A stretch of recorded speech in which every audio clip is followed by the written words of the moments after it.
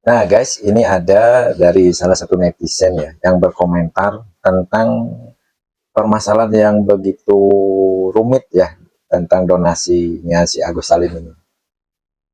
Jadi ini pendapat yang sangat cerdas dari salah satu netizen ya, Bapak Aska, yang menjelaskan bahwa ini adalah masalah donasi yang seharusnya simpel, tapi dengan kedatangannya Bang FA ini malah makin kacau ya, benar-benar sangat memuakkan. Dan ini adalah salah satu contoh pelajaran yang sangat buruk buat netizen nantinya kalau permasalahan ini dibiarkan ya, tidak ada hukuman atau apapun ya.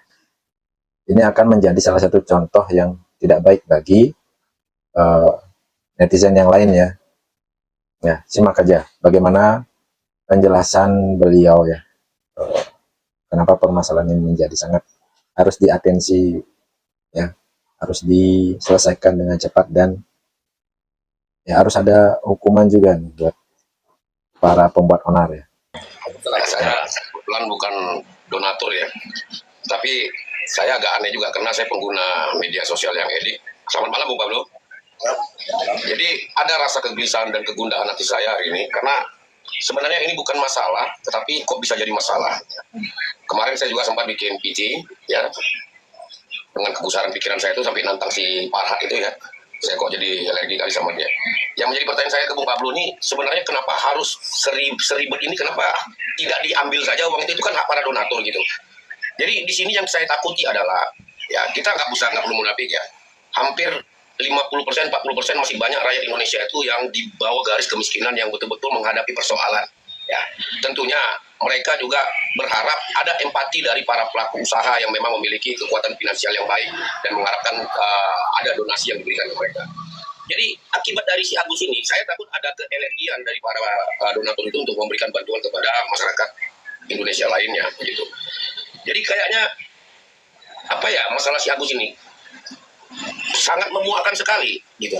Sampai masuk ke wilayah hukum itu kok bisa gitu. Ini kan persoalan masalah orang memberikan bantuan, lalu penggunaan bantuan itu tidak dipergunakan dengan benar. Contoh begini, saya minta duit sama Bung Pablo.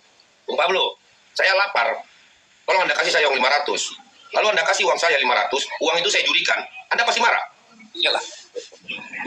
Jadi ilustrasinya seperti itu cukup sederhana gitu kan.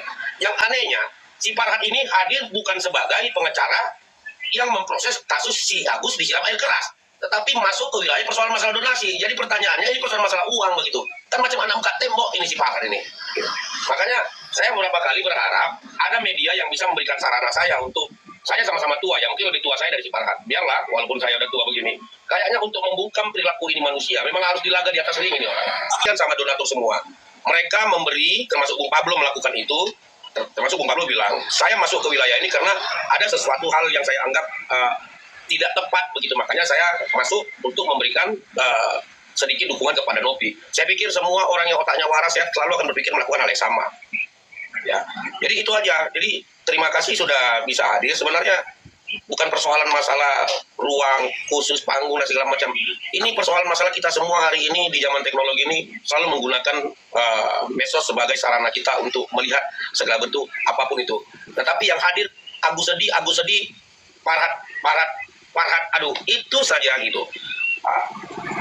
Jadi kayaknya harus ada somasi yang dilakukan seluruh rakyat Indonesia ini kayaknya dia pengguna medsos ini kepada Farhad ini. Ya. Mesti ada tindakan yang sangat ekstrim sekali gitu. Bukan artinya ekstrim itu sampai tindakan kekerasan, bukan. Sesuatu hal yang memang apakah meminta supaya status loyalnya dicabut atau apa begitu. Karena selalu dibuat blunder.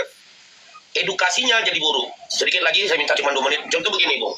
Saya menganggap kejadian ini seperti edukasi yang disengaja atau tidak disengaja oleh si Agus. Jadi akhirnya hari ini kita tidak bisa pungkirin banyak masyarakat yang memang dalam keadaan kondisi ekonomi yang tidak baik dan berada dalam lingkaran yang keras ya, premanisme. Jadi akhirnya orang akan berpikir begini, wah kalau gitu saya akan bikin hal-hal seperti si Agus ini. Saya suruh orang untuk menyiram muka saya dengan air keras. Ini contoh begitu.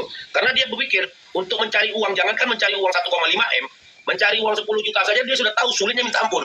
Akhirnya dia akan membuat cara yang sama, ya, agar dia mendapatkan bantuan, mendapatkan donasi seperti ini. Ini salah satu seperti edukasi yang tidak baik yang dilakukan oleh Agus. Saya pikir seperti itu. Terima kasih.